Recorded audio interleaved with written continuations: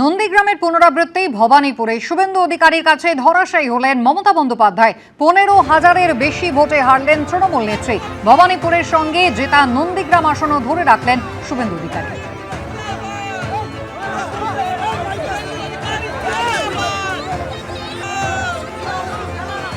2021-এ নন্দীগ্রামে হারিয়েছিলেন মমতা বন্দ্যোপাধ্যায়কে, এবার তিনি ভবানীপুরে হারালেন মমতা বন্দ্যোপাধ্যায়কে।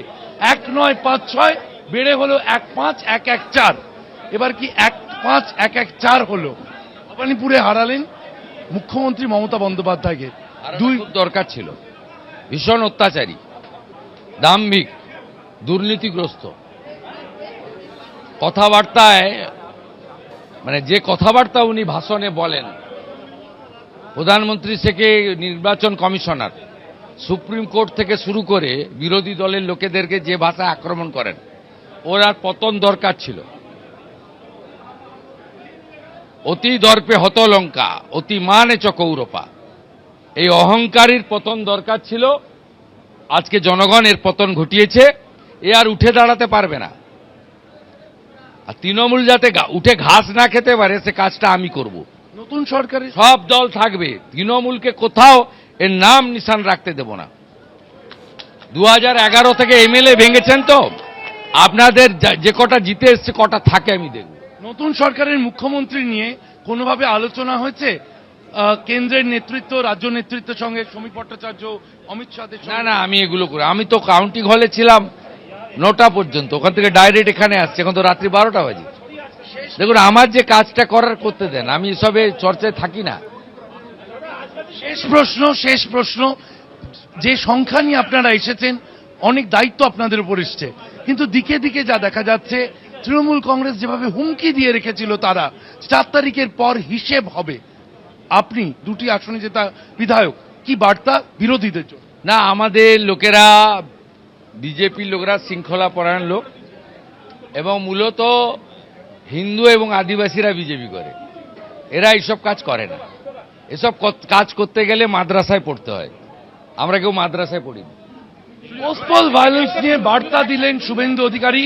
তার বক্তব্য অনুযায়ী তিনি মনে করছেন বিজেপি কর্মীরা তারা হামলা চালাতে পারে না, এমনটাই বার্তা দিয়ে রাখলেন 2 আসনে জয়ী বিজেপি প্রার্থী। নন্দীগ্রাম এবং ভবানীপুর থেকে জয়ের পর, নন্দীগ্রামে জয়ের পর শংসাপত্র নিতে হলদিয়া এসেছিলেন, সেখান থেকে বার্তা দিলেন শুভেন্দু অধিকারী। ক্যামেরায় প্রীতম চক্রবর্তীর সঙ্গে শিবাশিস মৌলিক, এবিপি আনন্দ, হলদিয়া। শেষ হয়েও হলো না শেষ। গতকাল 293টা আসনের ভোট গণনা ছিল, আপনারা জানেন। যদিও তার মধ্যে এখনো পর্যন্ত রাজারহাট নিউ টাউন বিধানসভা কেন্দ্রে কিন্তু ফের পুনর্গণনা করা হচ্ছে। কথা বলতে সরাসরি আপনাদের নিয়ে যাব, রুমা পাল আমাদের প্রতিনিধি রয়েছেন আমাদের সঙ্গে। রুমা, তুমি যেমনটা বলছিলে যে একেবারে শেষ 3 রাউন্ড, সেই গণনা বাকি ছিল, এখনো পর্যন্ত কি আপডেট রয়েছে? দেখো, কিছুক্ষণ আগেই জানাচ্ছিলাম, বেশ কয়েক ঘন্টার আগের একটা চিত্র যেটা ওয়েবসাইটে দেখা যাচ্ছে যে 18 রাউন্ডের মধ্যে 17 রাউন্ড গণনা হয়েছে।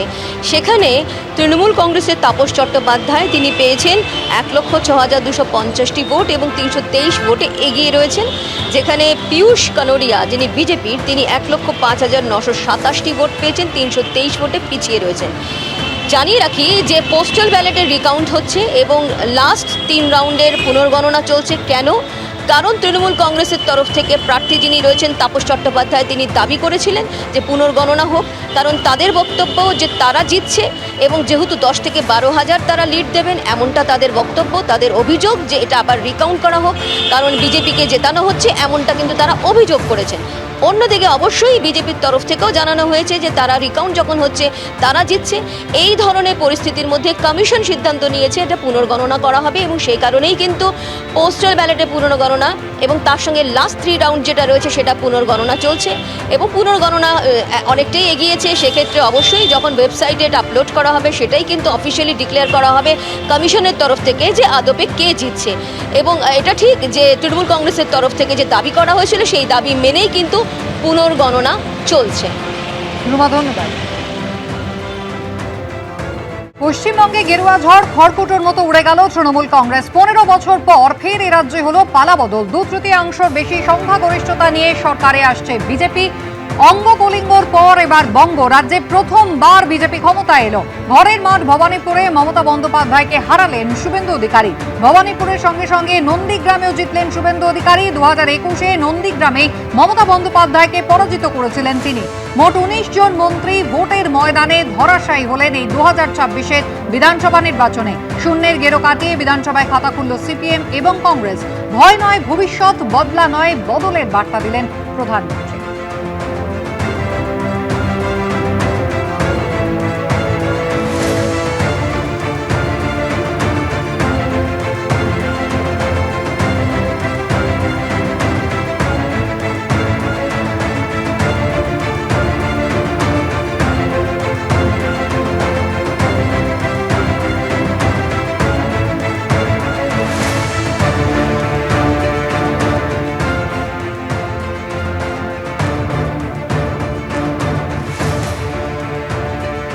এবিপি আনন্দ, এগিয়ে থাকে, এগিয়ে রাখে।